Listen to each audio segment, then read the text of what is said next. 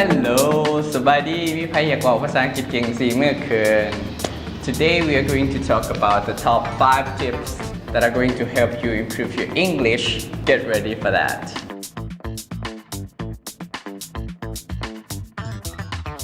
ก่อนอื่นอยากจะบอกก่อนนะว่านี่เป็นหา tips หาวิธี in my opinion that I think it worked well for me and I would like to share with you. So alright, so first of all สิ่งที่สำคัญที่สุดก่อนที่มีเบิร์ดเฮาต้องเรียนภาษาอังกฤษโดยเป้าหมายเนาะเพราะว่าเป้าหมายของเขาสิเป็นเรียนเพื่อเซ็งไปต่างประเทศเรียนเพื่ออ่านการ์ตูนให้เข้าใจเรียนเพื่อเบิ่งหนังเป็นภาษาอังกฤษให้เข้าใจหรือว่าเรียนเพื่อไปเป็นนักข่าวเพื่อที่จะไปประกอบใน CV เพื่อที่จะสื่อสารในการเฮ็ดเวียกต่างๆได้เนาะแต่ละคนมีเป้าหมายที่แตกต่างกันฉะนั้นเนาะเมื่อเป้าหมายของเราต่างวิธีการเรียนของเราก็ย่อมแตกต่าง For example เนาะตัวอย่างง่ายๆคือถ้าสมมุติผู้ใดที่อยากเว้าได้แต่บังเอิญเฮาผัดไปเรียนแต่ grammar กับเรียน writing so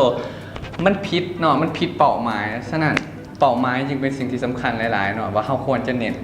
ในทักษะตัวใด speaking listening reading or writing alright so tip number 2 is you need to practice more and more practiceก็คือต้องฝึกซ้อมหลายๆเนาะ there is no shortcut บ่มีทางลัดเนาะแน่นอนว่าเวลาเราเริ่มเรียนภาษาอังกฤษเราก็ต้องอยากเว้าได้แม่นบ่ครับวิธีที่จะเฮ็ดให้เราเว้าได้เรียนไรเนาะอันธมิตรมันก็ต้องเริ่มจากทักษะการฟังที่ดีก็คือ you have to listen more คันให้แนะนำเรื่องการฟังเนาะก็สิแนะนำให้หา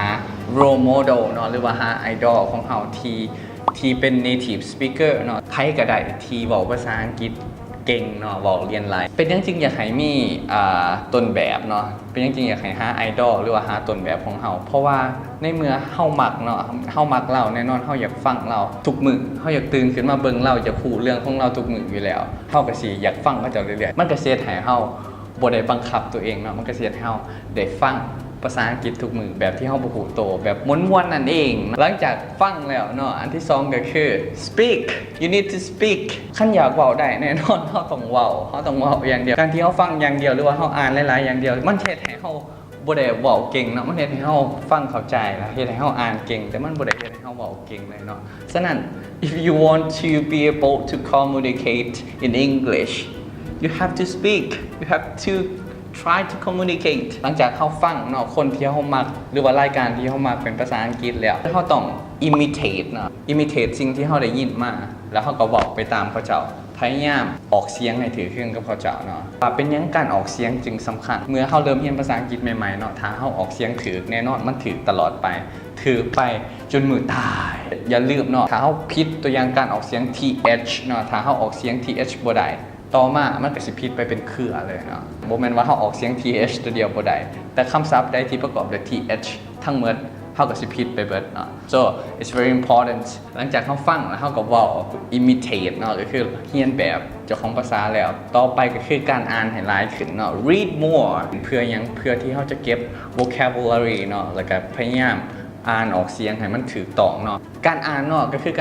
ารเลือกฟังด้วยกันเนาะเฮาเลือกอ่านในสิ่งที่เฮามักเนาะในเวลาเริ่มต้นถ้าเฮาอ่านในสิ่งที่เฮาบ่มักแน่นอนเฮาเบื่อแป๊บเดียวเฮาก็เบื่อแล้วเฮาก็เลย so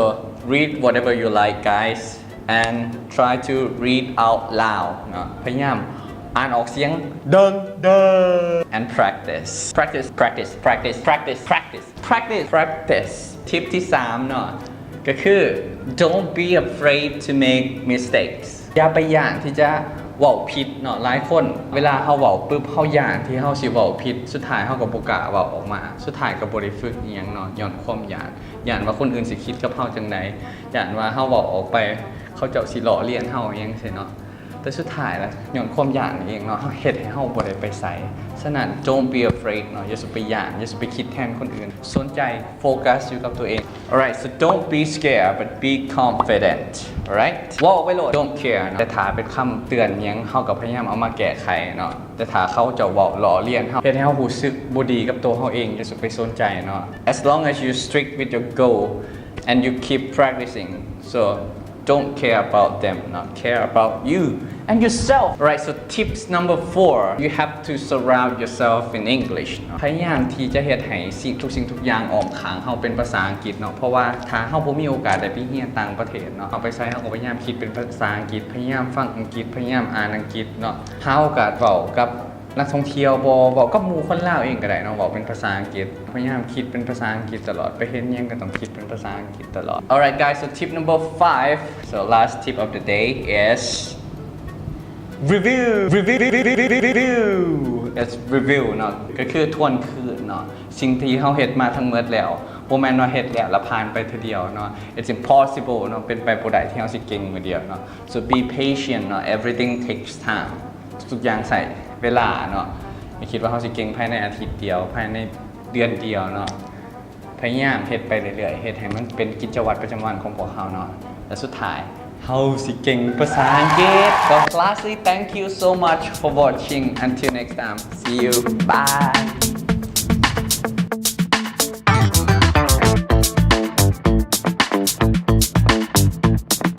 practice doesn't make perfect but perfect practice make perfect see you next time